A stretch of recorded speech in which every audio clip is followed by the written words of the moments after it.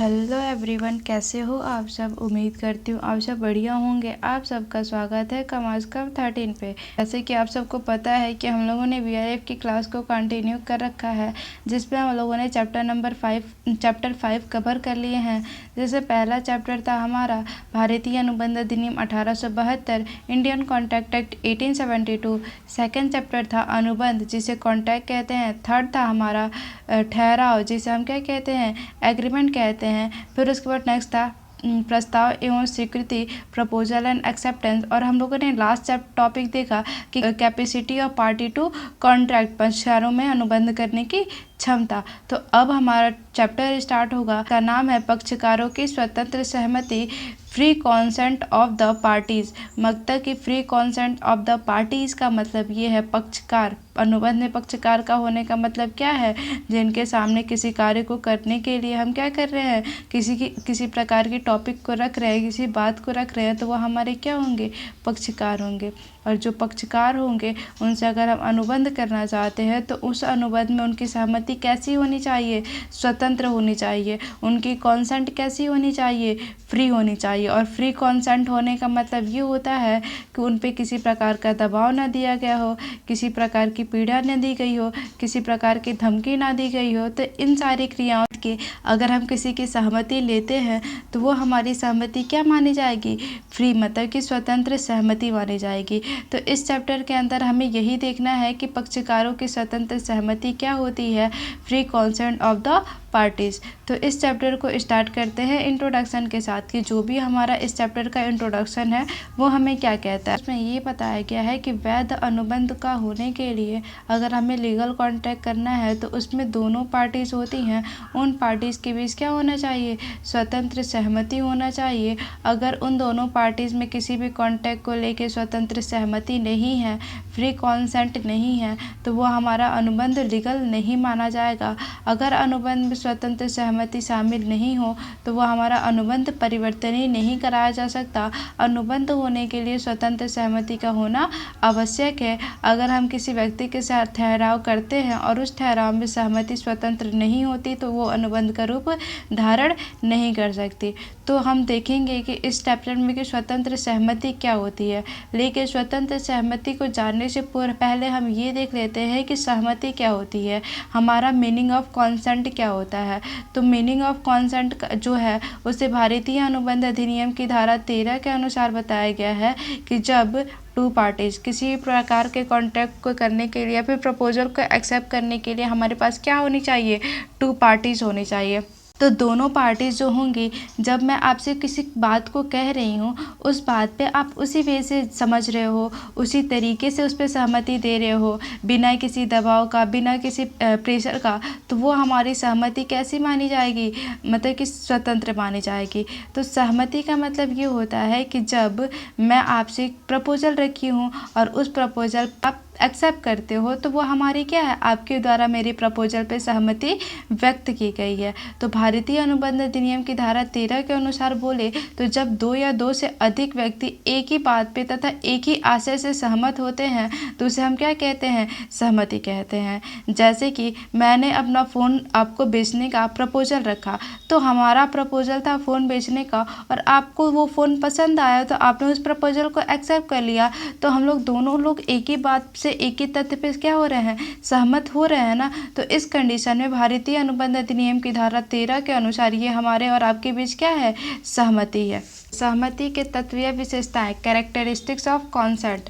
जो हमारी सहमति होती है, इसके लिए सहमति होने के लिए टू पार्टीज होनी चाहिए।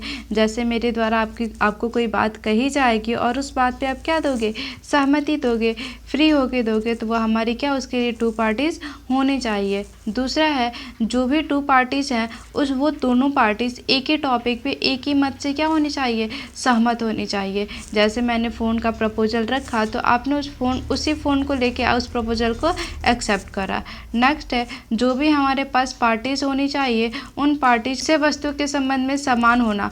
दोनों पार्टीज का जो थॉट होगा वो उस विषय वस्तु, मतलब कि जो हमारा फ़ोन था वो हमारे और आपके बीच जुड़ने का क्या था, विषय वस्तु था। तो हम जिस फ़ोन को बेचने रखने का अनुबंध करेंगे, प्रपोजल रखेंगे, उसी फ़ोन के बारे में आप क्या दोगे, एक्सेप्टेंस दोगे। और नहीं मतलब कि मैंने आपके सामने जो विषय वस्तु रखी है प्रपोजल के रूप में, आप उसी विषय वस्तु के संबंध में क्या दोगे, सहमति दो। नेक्स्ट टॉपिक है हमारा स्वतंत्र सहमति क्या होता है, फ्री कॉन्सेंट क्या होता है। तो स्वतंत्र सहमति को भारतीय अनुबंध अधिनियम की धारा 14 के अनुसार बताया गया है कि जो हमारी स्वतंत्र सहमति तब मानी जाएगी। स्वतंत्र मतलब कि कोई भी कार्य हम बिना दबाव के करते हैं, हमसे करते हैं, बिना किसी प्रेशर में करते हैं, तो वो हमारा जो कार्य होता है वो हम लोग स्वतंत्र होके करते हैं ना।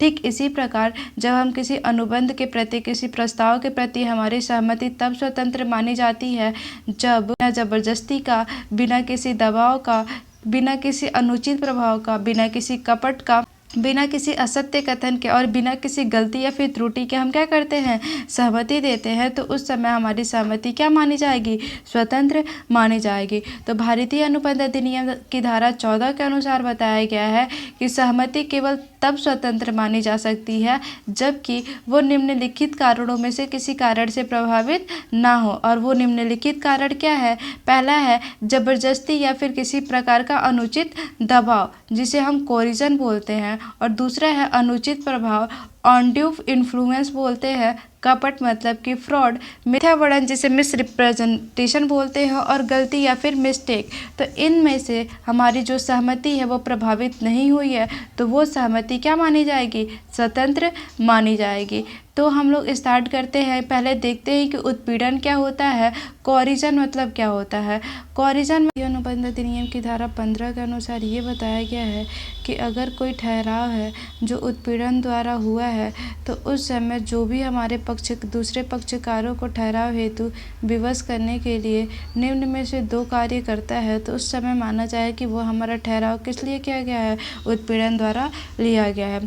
पहला टॉपिक ये है कि अगर मैं आपको क्या करती हूँ, धमकी देती हूँ मारने की या फिर धमकी देती हूँ कोई कार्य करने की जो कि हमारी भारतीय दंड संहिता द्वारा वर्जित किया गया है, मना किया गया है, तो उस कंडीशन में माना जाए कि मैंने क्या करा है, आपके ऊपर कोरिजन करा है, आपके ऊपर उत्पीड़न करा है। और दूसरा कंडीशन ये होगा कि अगर मैं आपके किसी रिलेशन को या फिर आपकी संपत्ति को क्षति पहुंचाने की धमकी देती हूं तो उस कंडीशन में भी हमारा क्या माना जाएगा कि जो भी हमारी सहमति है वो धमकी या फिर उत्पीड़न द्वारा लिया गया है। तो समझ में आया कि धमकी या फिर उत्पीड़न क्या होती है। भारतीय अनुबंध अधिनियम की धारा 15 के अनुसार ये बताया गया है कि जो भी हमारे व्यक्ति होते हैं उन व्यक्तियों के बीच अगर ये दोनों कंडीशन हो गई किसी भी ठहराव में सहमति को लेने के लिए तो उस कंडीशन में माना जाए कि उत्पीड़न या फिर अनुचित दबाव का प्रयोग किया गया है। पहली कंडीशन ये थी कि अगर किसी कार्य को करने या तो करने की धमकी देना, मतलब कि ऐसा कार्य करने या फिर करने की धमकी देना जो भारतीय दंड संहिता के द्वारा वर्जित किया गया हो। और दूसरी कंडीशन किसी व्यक्ति को क्षति पहुंचाना या फिर उसकी संपत्ति को अवैध रूप से रोकने की धमकी देना हमारा क्या कहलाएगा, अनुचित प्रभाव या फिर उत्पीड़न कहलाएगा। अगर इन दोनों तरीकों का यूज करके अगर हम किसी व्यक्ति की सहमति लेते हैं तो वो सहमति हमारी स्वतंत्र नहीं मानी जाएगी। उम्मीद करती हूँ कि आज की क्लास समझ में आई होगी। क्लास समझ में आई हो तो क्लास को लाइक करें, शेयर करें और चैनल को सब्सक्राइब कर दें।